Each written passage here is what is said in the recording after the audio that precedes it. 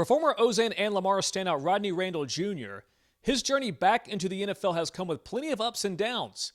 But what he's about to be doing just might get him back into the league. People ask me about that a lot. I just tell them, it leaves a, sour taste in my mouth.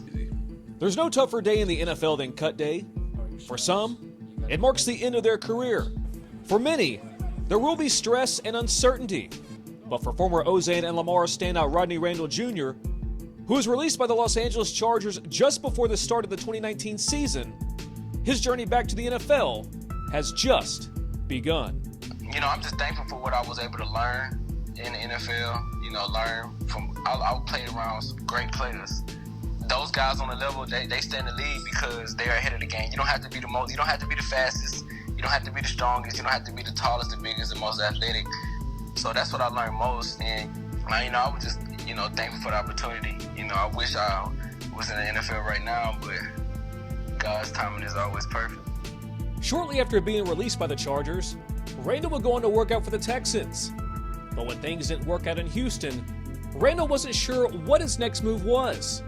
Fast forward to the fall of 2020, and after a brief stint in the Spring League, Randle received an unexpected phone call from his former agent about the CFL and the Montreal Alouettes.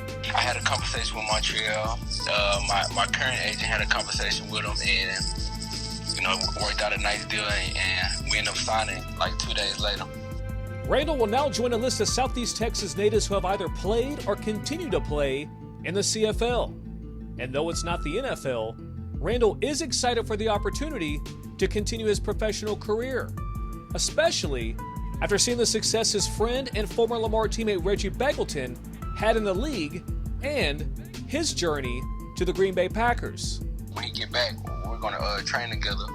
So that's an extra confidence boost because I feel like I'll be ahead of game than a lot of other guys that's, first year players going into the CFL because I'm actually working with somebody that actually did great things in the CFL. So, just to see him, going back to the NFL is a blessing.